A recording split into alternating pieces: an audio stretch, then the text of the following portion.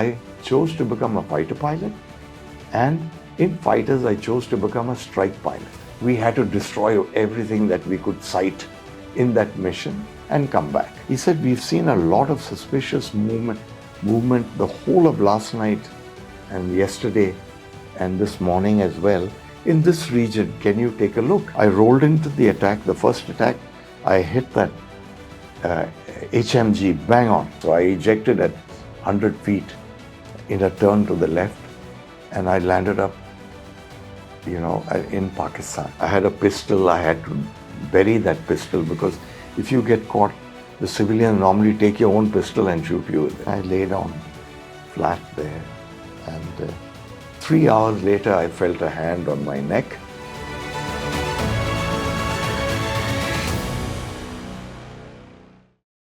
$10-15 or so, this was the hand that picked me up, and there were 3 soldiers. It was the same 3. I didn't recognize them there, but it was the same threesome, I put it that way, that came back and picked me up. And so that is how I got captured.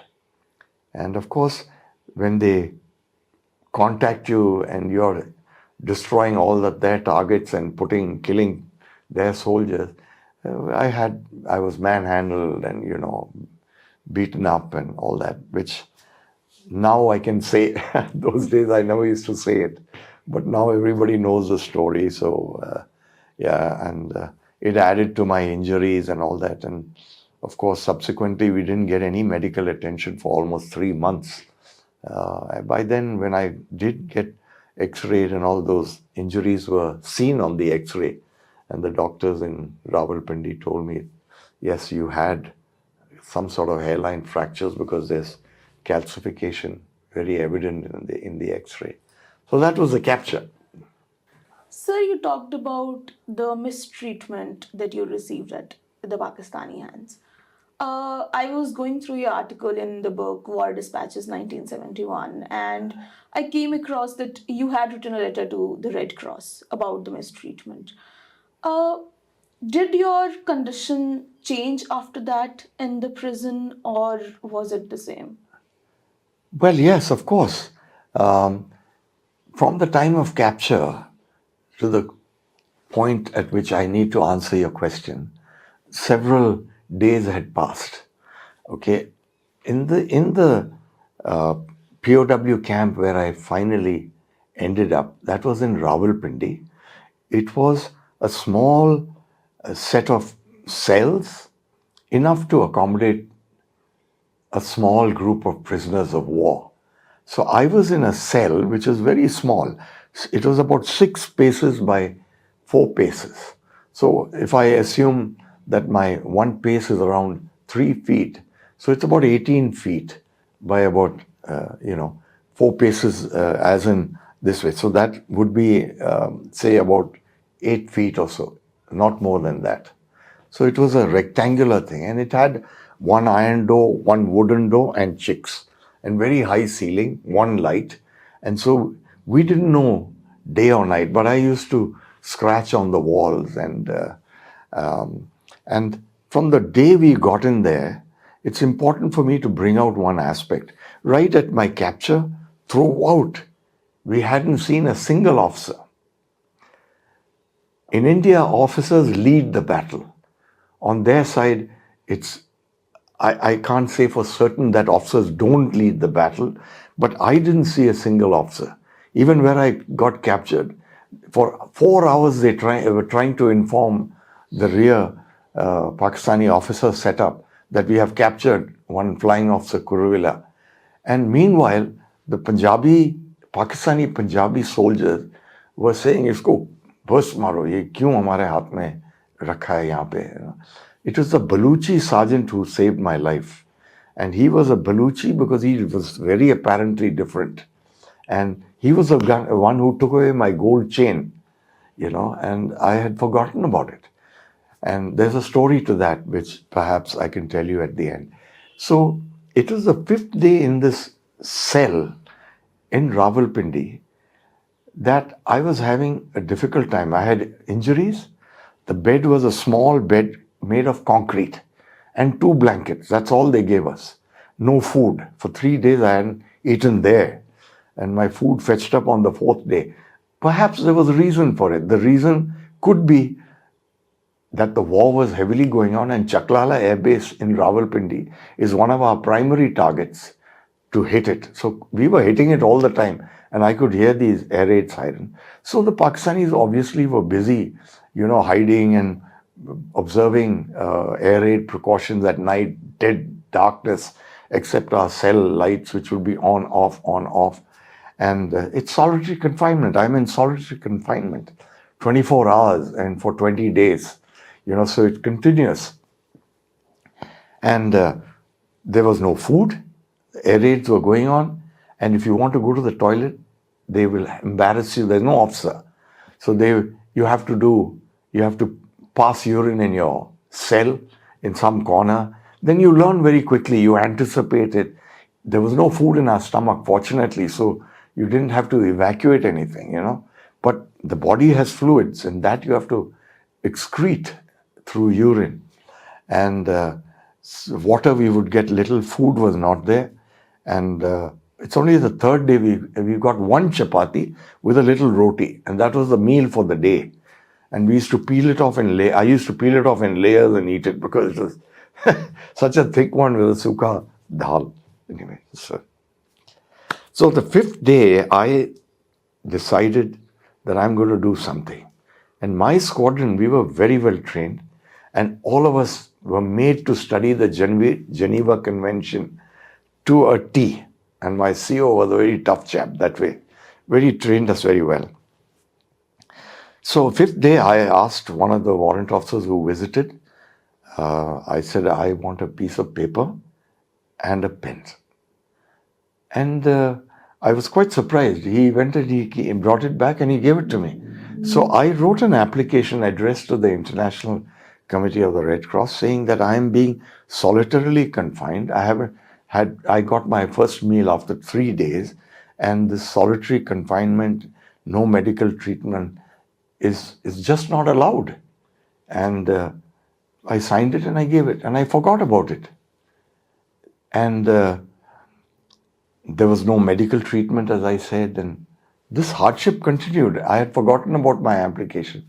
But somewhere around December 15th, suddenly we were dressed up, and we were given the uniform of Airmen of Pakistan, and my overall was taken away, and I put on the Airman's uniform, quite different size and all that. I was tall and lean, but somehow I got into it. It was warmer, and in this meantime, I must tell you that because of this, strange are the ways of being human. Our system.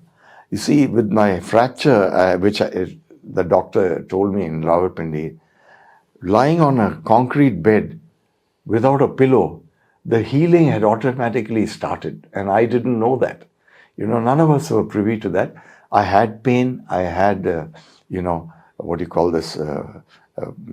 sort of made up my mind using my socks and all that, tying it up, that I would lie still and not move and be in pain. So I lay flat on my back, which is also good for my spine. And that healing process also restarted. This is part of the story. I forgot. I thought I'll introduce it and let you know that. So around 15 December, when we were dressed up, suddenly my cell door opened and a very fair foreigner walked in with a team of other Pakistani officers in their typical dress, the pullover, green pullover, and with a little brown patch and the belt and with pistol and all that sort of thing. And they walked in. And he walked in, he shook my hand. I was a bit dazed to see somebody like this. And he said in his French accent, he says, I am Mr. Bedon. I head the International Committee of the Red Cross in Pakistan. And he asked me, how are you? And I said, well, I am what you can see of me, but I'm being solitarily confined, and that's not allowed. And I got food on the 3rd day, and it's scarce. We're only getting 1 meal a day. And he said, all that will change. That is why I'm here. And you have a lot of prisoners in India who are Pakistani, so they have to change and cannot keep you like this. And then he looked back, and one of his assistants gave him a piece of paper. That was my application. It actually was with him. That's wonderful. That the fact that it actually reached, I think it's Yeah, so nothing I am I mean, I can't tell you for certain whether they actually sent it to the International Committee or whether it was given to him at the guard room where he entered, because he would definitely ask me and I would definitely say that I sent an application to you. So at what stage that application was given to him, I can never tell. But I do know that he got that paper. He showed it to me. He said, I have your application and things will change. So from that day till another 10 days, December 25th, the solitary confinement continued because there was no other way. And they, didn't tell us anything. Mr. Babylon went away. Of course, things improved. We got better. That clothing remained with us, the warm clothing. We got 3 meals a day. Things definitely improved. And on Christmas Day only, they pulled us out. That I will tell you later. But does my is your question answered? Yeah. I want to know what happened after the solitary confinement. Were you, how many of you or how many of the Indian Air Force officers were there with you? So as I was saying to you, on Christmas Day, suddenly, again, we were dressed up and all that sort of thing. And this time, a squadron leader walked in, and his name was Squad Leader Osman. He was the camp commandant. And he was eventually, we got to like him because he was an intellectual. And he would engage us in conversation after the 25th of December, when obviously he had permission from some higher office, which in our way of thinking as the Air Force would be the Air Headquarters of Pakistan. So they had obviously given him permission that we should be taken out. And this must have been the Babylon International Committee Air Headquarters route, foreign policy of India, Pakistan, what is happening on our side, what is happening on this side. And obviously some decision, after some dialogue perhaps, some decision was taken and we were pulled out of the cell. And we were put into one single room where we saw our other prisoners of war, and we were totally 12 pilots. One pilot was quite badly injured. His name was Mullah Feroz. His tricep was shot off, so he had no tricep here. And he was in a lot of pain. And there was another officer who eventually we found that he had patches on his lungs. But he was taken for medical attention earlier than Christmas Day when we met. So he said, yeah, I've been medically examined. Mullah Feroz said, I'm getting treatment every day. In between for 2 days, which I didn't mention, it's not of relevance to your question, but for 2 days I was in Mullah Feroz's cell. They wanted somebody who knew him. They asked me, do you know Mullah Feroz? This was around, just after Babylon had come. And I said, yes, I know. I was with him in NDA. He was with me, and I know him. He said, well, we'd like to put you in his cell for a few days. He's, it'll be nice for him to know that you're. I knew it was just to boost his morale. And after 2 days, they brought me back to my cell. And on 25th December, we all met. And then, of course, we were very happy to see each other. And that's how we were pulled out. Sir, after that, were you allowed to write to your family, or was there a way that you could hear the national news or the news from your family? It's a very interesting question. There are several aspects to this question. Firstly, we were asked to write letters only after the Babylon's visit, after 1 month, much after Babylon had gone. Those letters were taken, but none of them, we knew nothing about them. My wife got my first letter after 3 months, okay? But they knew that I was alive because unbeknownst to me, wherever we were captured, we were blindfolded and shoes were taken off, we were tied up and all that. But I was put on TV and somebody heard my name. And India didn't have TV those days, but some smuggled sets in Amritsar had picked up this name Kuruvilla, and I had changed my story from 222 to 22 and all that, So that was all out in the open. So everybody knew that I had changed my whole story, and I was sticking to my, the Geneva Convention. As I studied it, I didn't give anything more than my name, my number of my. So the letter that reached Grace reached after 3 months. And her letter to me also came about 3 or 4 months down the line. It was all blanked off. And so anything that would raise our morale was generally blanked off. So that was the first letter exchange of letters that happened. And otherwise, we knew nothing about what was happening on the other side, except what was told to us. The other aspect of your question was whether we got anything to read or write. No. Answer was a blank no. Because nothing was given to us, and the manifestation of it, even till today, I face sometimes. You see, when you are not given anything to write or read for a long time, there's a certain intelligence decay that sets in. And the manifestation for me was, when I used to write to Grace, I used to forget certain spellings. And I used to think and ask myself, does the I come before the E or the E come before the I? And my father had made us study literature separately. He was such a Brit in the manner of speaking. We were all science students. And over and above our science studies, we had to study English literature. Of course, it helped me throughout my life. And even today, the English language attracts me immensely. And I read and I like to see, concerts and, English literature shows and things like that. Yeah. So it helped me a lot. But this aspect worried me a lot, that I'm forgetting spellings. But, it's something that we need to be aware of. Okay. And what else we got nothing. News, there was no radio, so we got no news. We got no newspapers, so there was no news.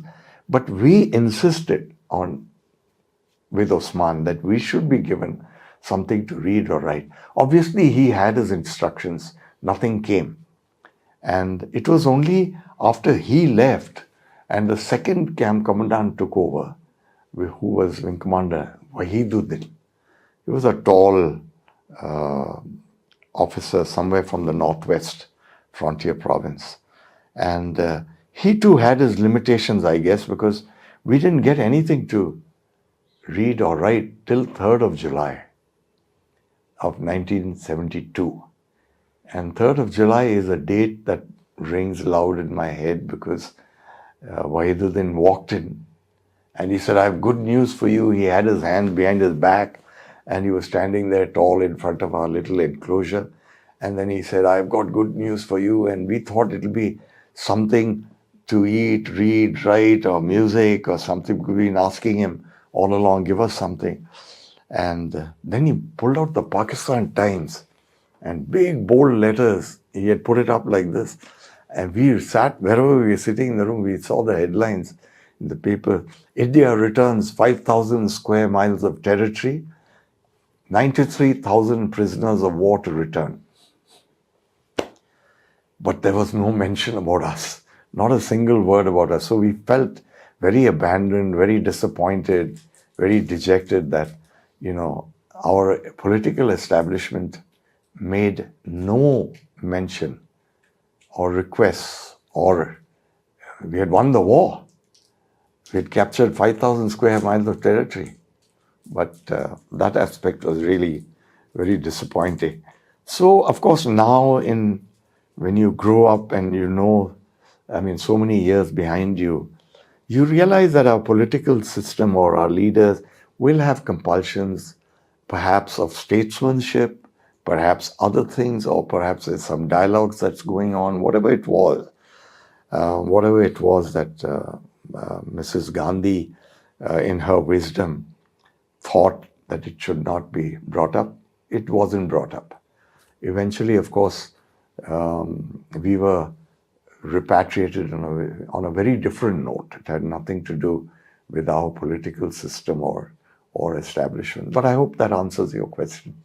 you mentioned that, you saw the news that the Pakistani soldiers were being released, whereas there was no conversation about you and other officers like you.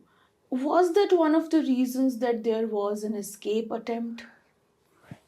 Absolutely. That evening, that very day, after reading all this, when there was nothing, no mention made of us, the senior most of the crowd got together, and we all got together, and we were a bit dejected and lying low. When one of the officers, his name I love to mention always, Dilip Parulka, he was always full of aspirations to escape from there. And when this particular news came that we are returning territories and there's no mention of us, he said, "Sir, we have to plan an escape." And everybody agreed that we have to show the Pakistanis that we are a force to be reckoned with, and it's our duty as prisoners of war. It's part of the Geneva Convention, and it is my duty to get out of that country and to escape. So we planned. Immediately we took a decision that yes, we will conduct an escape. And from that day onwards, we started gathering intelligence.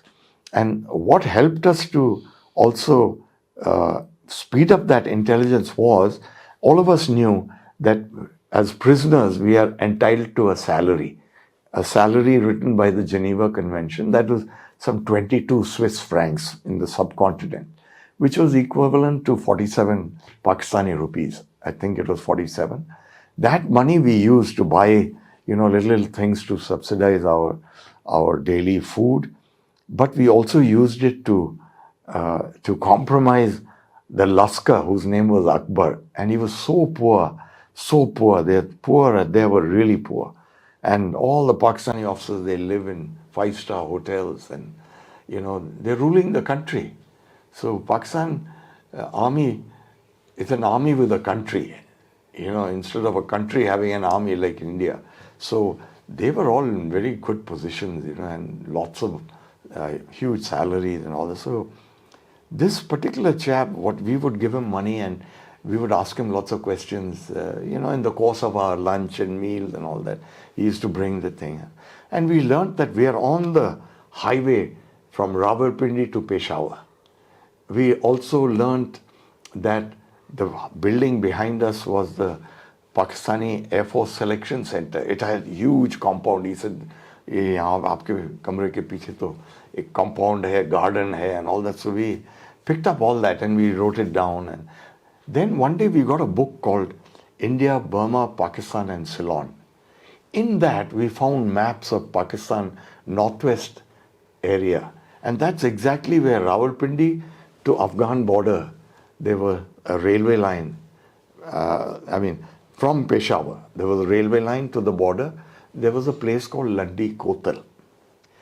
But we didn't know that Landi Kotal was in 1943-44, whereas times had changed and they made a new place 1 kilometer north called Landi Khana. It was one of these names, which I don't remember exactly. But Landi Kotal had finished and Landi Khana had come up north.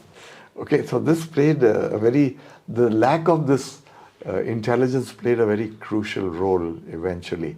Anyway, so we collected a lot of information and we traced this map and we stitched it inside a collar. And from the International Committee parcels, we, pulled out one needle from, needle and thread. And the transistor, which we kept on insisting, we got it. It was an 8-band transistor, and since I was very fond of music, I was made to look after that. Vaidyanathan said, "Kuruvilla, you look after this." And I want it back from you. But it had 8 batteries, so we pulled out the batteries. And this was all engineered, or the brains behind it was Squad Leader Kamath, who was a very technically oriented person. All of us are, but he was, one of those practical guys. Somehow we stole some wire and we used those batteries and we magnetized this needle. And then we stitched it on a titch button, and on the other side we pivoted it on a needle, and it was moving. And it was showing true north, because we would make out from flights coming to Rawalpindi that this flight is coming from so-and-so direction. So, and we found out what those flights were, which airline and all that information we had. And then gradually we started growing beards, mustache, and made salwar kameez and all that sort of stuff. And continued to gather intelligence. And we also started digging. So we stole a fork, then a knife, and then a volleyball peg, which was made out of iron. It had a sharp edge. And every day, every one of us, we take turns. And the escape possibility was only from that room. Because Akbar had told us that if we go through that wall, if we dig through that wall, you're in an open compound. Beyond that compound is the national highway going to Peshawar. So that's exactly what we did. And we stuck to that plan. And yes, when the hole was complete and we did all the drills every Saturday, we decided that we would escape on a Saturday. Now, there were 4 people in this room who were allowed to stay overnight. So out of those 4, it was decided that 3 will go. 1 chap will stay back and make the beds and all that. And I was bang opposite that room. Now the guard, we had to get rid of that guard from that room. And that was my job. And I had to come out at midnight, shake my door at midnight, ask for a visit to the toilet. So he would come from there, that's about 40 yards away, and he'll come and he'll ask me, what do you want? And I'll say, I want to go to the toilet. Then from there, he'll come here. From here, he'll go to the guard room. He'll take the key, withdraw, sign for it, come here, open my lock, take me to the toilet, close to that same position near the guard room. I would waste time there and come back. Then he'd lock up the cell, then he'll go and deposit the key and he'll go there. So this process would take a considerable amount of time, at least 15, 20 minutes. And it was very important because, that last bit of wall, you have to break it. We had gone through it with fine holes and you can see daylight and through it. Then we put the bricks back and stuff paper and hide it with all the parcels and all that and keep a bed there. So that plan worked very well, and the drill of trying to get out on Saturday, we rehearsed it many times. So I did that at least 3 or 4 times, this drill, because every Saturday it started raining and there was a western disturbance, and it was the plan was such that we would get out only in fair weather, because if you cross the Torkham border, then you're trekking to Kabul through, that's a huge long distance. Yes. You don't know how. You have to find some road and get a lift or whatever it was. So better to do it in good weather. And it was just 6 hours of night and you would be in Peshawar, or 6 or whatever number of hours. So 12 and early morning 6, correct, exactly 6 hours. And exactly at 6 they reached Peshawar also. Yeah. So any other part of the question that you... Was the escape plan successful?